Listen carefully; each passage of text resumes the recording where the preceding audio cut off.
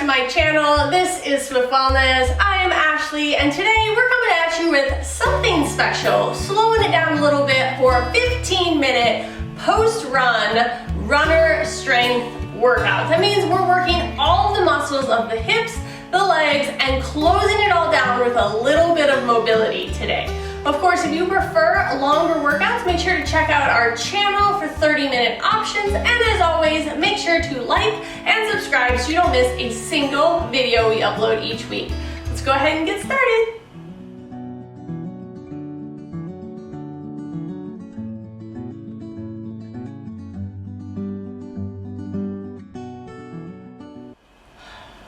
All right, let's go ahead and start in a kneeling position. We want to start off with hip circles. So most importantly, we're focused on the muscles of the glutes today. So I'm thinking about engaging my core, squeezing, staying in one long line, keeping my shoulders stacked directly over my hands.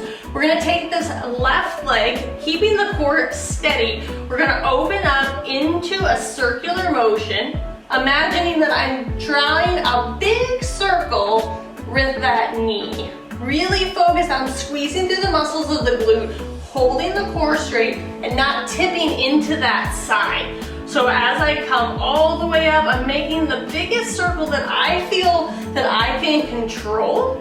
So your modification, of course, is just to make a smaller circle. Whatever you feel that avoids rocking into that hand. One way that you can do that is by taking your fingers, lightly pressing them into the mat, and then that keeps the weight in this left hand so that you don't fall into that opposite side. Good, you're gonna go one more time with that big hip circle, and then I want you to go ahead and switch. If you're using those light fingertips, it's the same position here, opening up and coming around. I prefer to flex my foot, but if you need to, you can always point, whatever feels comfortable to you. Either works. Of course, as you grow stronger, you can always take a weight, stick it behind that leg, and that allows you to add a little bit of difficulty here as you work on that circle. Really focused on not only mobility, but just strength in that glute. Good. We're just going slowly here. I just want you to focus really on engaging that gluteus medius. Focus on that circle. Good, you've got one last circle. We're gonna drop that knee, keeping that same position. I want you to hold the core nice and tall. Then from here, we're extending the left leg, the right arm. Again, keeping that back nice and flat, one long line with the body. Coming back to center, and then dropping both hands down. From there, we're just gonna continue to extend that right arm, left leg, bringing it in, and bringing it back out. So it's really easy here to arch through the back. So I want you to engage through the core, tilt that pelvis forward, squeeze through the glute. This is about as much control through the core and through the glutes as possible. Don't worry about touching that elbow to knee, because a lot of times to do so we have to round, and I want to keep that core as straight as possible. Good. Bringing it in and out. Big exhale, big inhale as you lengthen. Good, you've got it. You've got about 10 seconds. We're gonna switch the opposite side. Again, focus on keeping that body in one long line. Good, on this next one, I want you to go ahead and set those down. So that left arm, right leg extends, reaching as far, pointing that toe, coming back in, controlling, keeping that spine long, squeeze, and extend. We're building strength here, but we're not focused on speed. Squeeze and extend. Again, holding that core in tight, squeezing through the glutes, tipping that pelvis forward. Good. Bring it in and out. Good. In and out. You've got 5. Good, extend, 4, good, it's 3, 2, and 1. Go ahead and bring those hands back down to that same position that we started in. We're gonna take that foot, we're gonna flex it, we're gonna add in a donkey kick. Similar to that hip circle, flex that foot. We're gonna hold the core in nice and tall as I press the bottom of the sole of the foot to the sky, bringing that quad parallel with the ground, avoiding that arch through the back, and then coming back down for my elbows and my knees to meet here. Good. So again, coming down and up, avoiding just like before, taking those fingertips, pressing into the ground so you don't tip into that side, back, and up. Good, big inhale, big exhale as you press, squeezing through, making sure to press down into that left hand. Good, big exhale, and inhale. Good, you've got it. Of course, if you want a balance challenge, you can take that opposite hand and touch that opposite shoulder, taking all of your weight into that left hand. Good, whatever feels comfortable to you. Good, press up and down. Good, we've got 3, and we're switching to the other side in 2 and 1. Good, same position, fingertips into the mat, flex that right foot, pressing up and back. Focus really on squeezing through those glutes, feeling the muscles of the butt working here. If you feel it in your lower back, think about engaging through the abs, tilting that pelvis forward, squeezing the core, press. Good. Coming down and press. Squeeze. Good, you've got it. About here for about 15 more seconds, just working the opposite side. We'll go back to the left side. Slight modification on this movement as we go into fire hydrants. In 3, 2, and 1. Good. Again, in that same stacked position, we're gonna take those knees in one line, holding that core nice and tight. You're gonna open that knee to the side and bring it back to center. As before, we're avoiding dumping into that opposite side. So you're taking those fingertips, pressing into the left hand, and coming up. So I'm not concerned with how wide you can open those knees and bring them back. If it's a small movement, that's fine, and that's probably what's best. Good.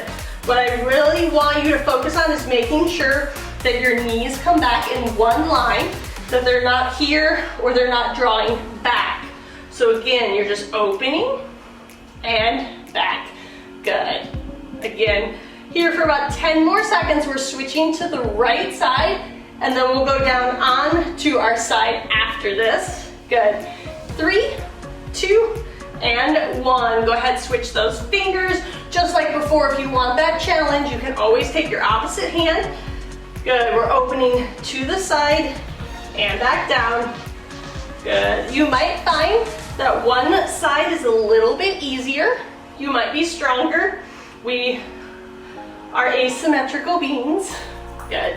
So there's always one side. I find my dominant leg tends to be the stronger leg.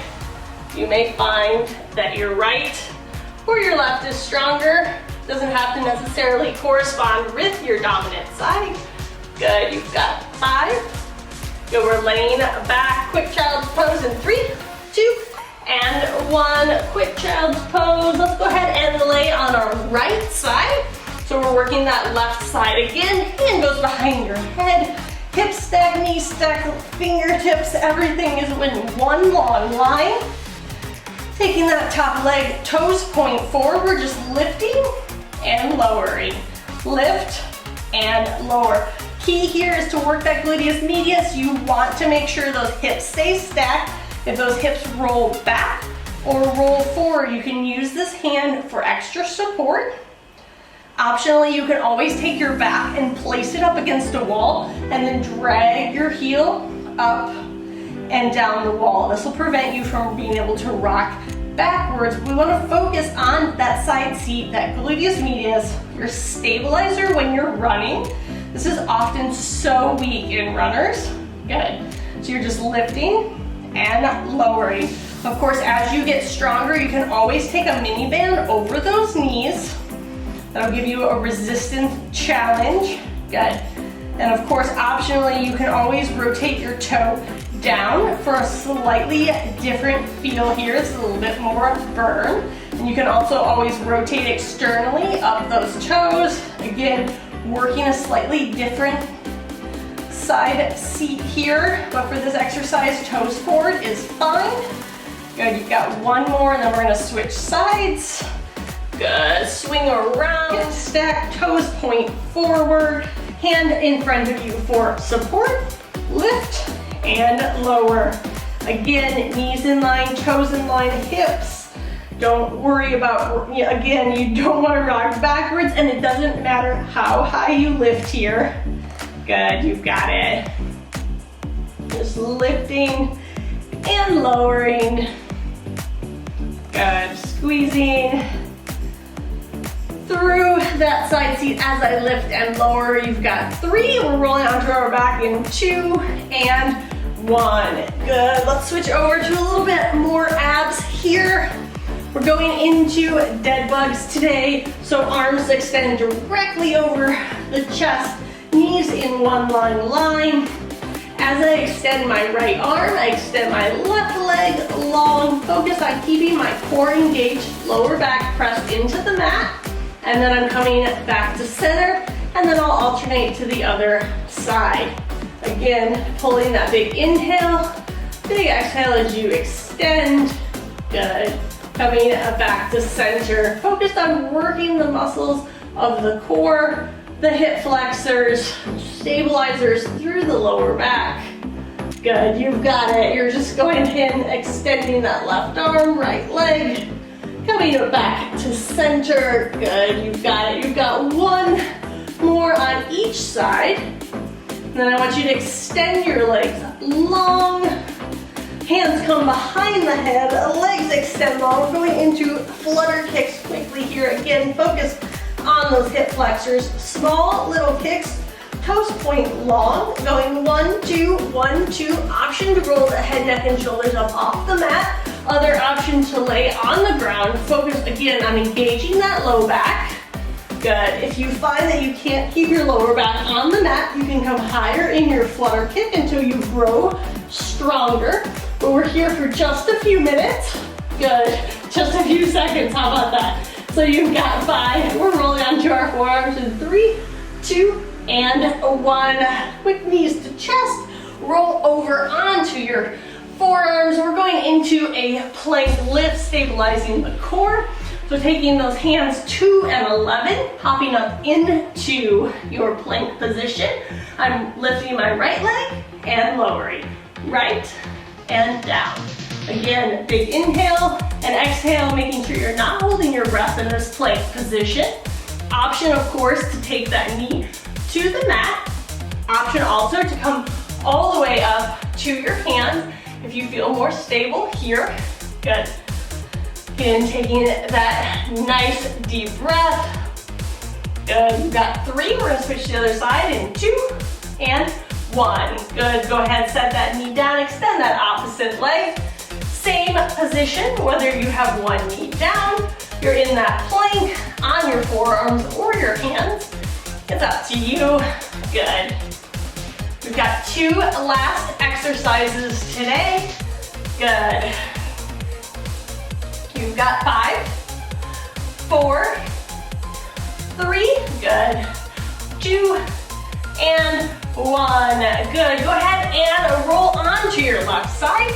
We're gonna take that forearm into the mat, make a fist, shoulder directly over those knees.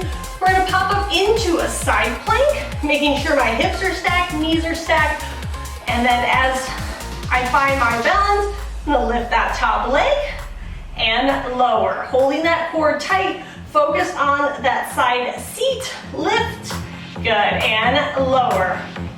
Your modification, of course, is to drop that bottom knee, come up, down.